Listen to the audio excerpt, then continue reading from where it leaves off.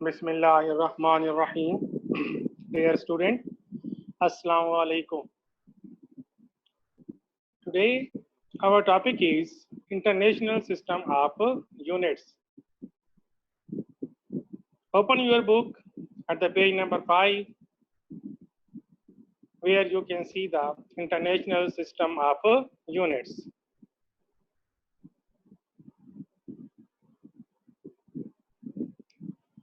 Before System International, which is simply known as SI, और इस SI में अगर आप देखते हैं कि टोटल जो हमारे पास क्वांटिटीज हैं जिनको हम मेजर कर सकते हैं वो हमारे पास 7 है, और उन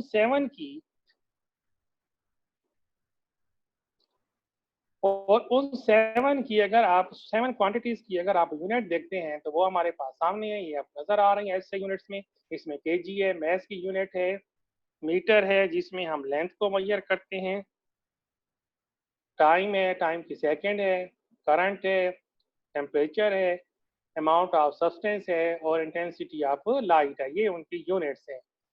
अच्छा, अब अर्ली जो साइंटिस्ट थे डिफरेंट कंट्रीज के, वो क्या करते थे, different measurements, different system use करते थे मेजरमेंट्स के। और उन सिस्टम में अगर हम देखें तो पहला हमारे पास सिस्टम एक चल रहा था जिसको हम कहते हैं FPS सिस्टम, या इसको सिंपली आप कह सकते हैं British engineering system. FPS system is generally used in USA। ये USA वाले जो थे वो इसको यूज कर रहे थे। अब इसमें अगर हम देखें, F is for foot, P is for pound, S is for second. So the system in which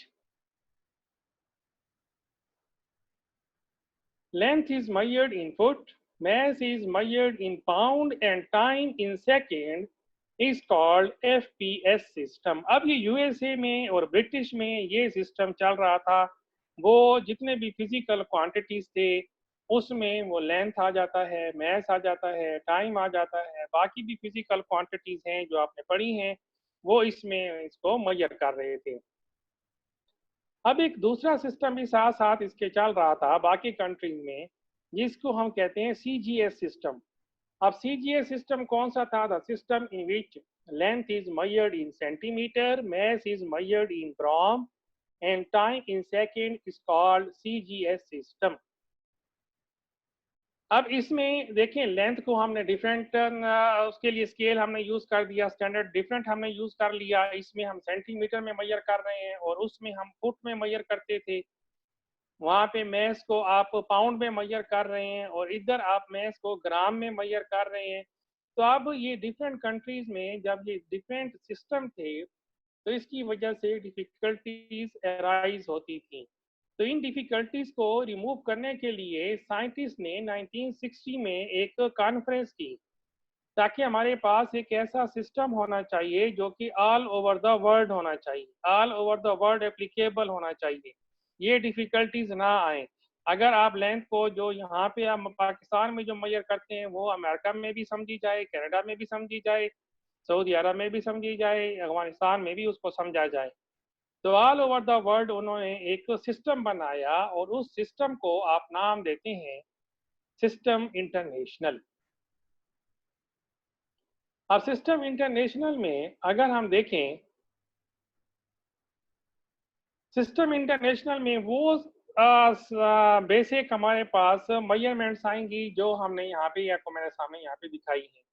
तो ये आपके पास वो सिस्टम होगा, आप इसमें कहेंगे कि the 11th general conference on the weight and measures held in Paris in 1960 adopt a worldwide system of measurement called International System of Unit. The International System of Unit is commonly referred as SI. इसको हम क्या नाम देते हैं? SI system का हम इसको नाम देते हैं। अच्छा, यूनिट बेसिकली होती क्या है?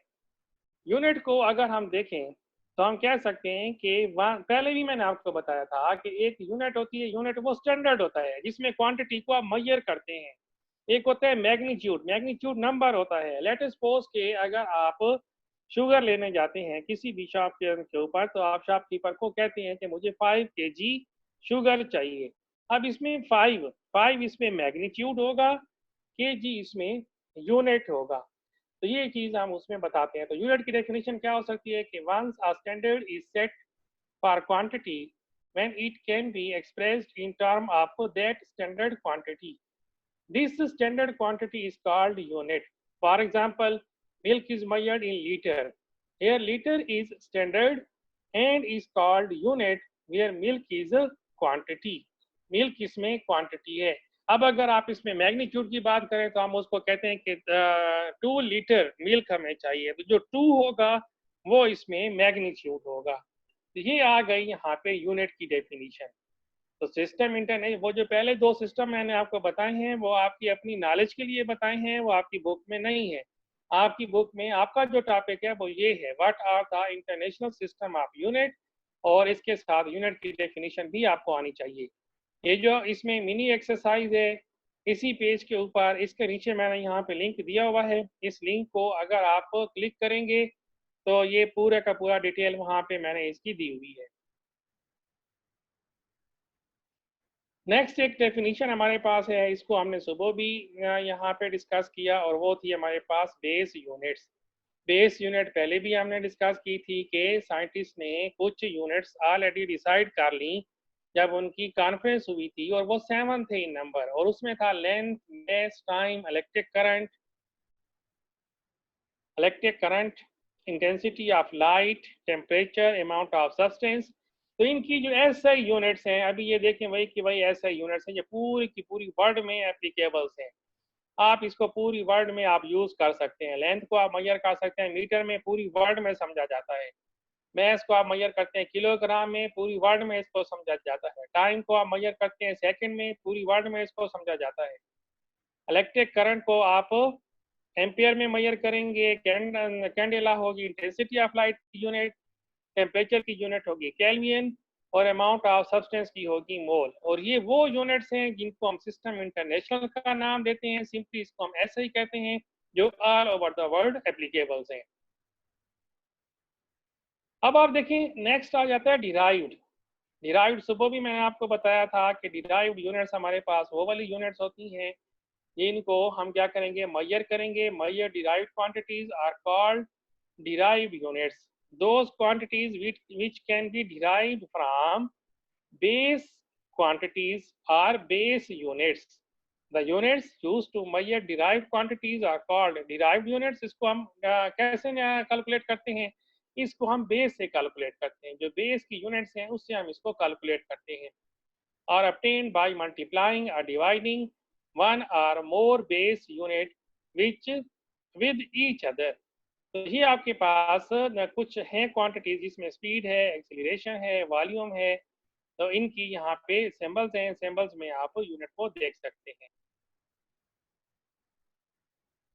तो इसमें छोटा सा एक क्विक क्विज है, ये मैंने यहाँ पे सॉल्व किया हुआ है, ये भी आपने साथ में सॉल्व करना है।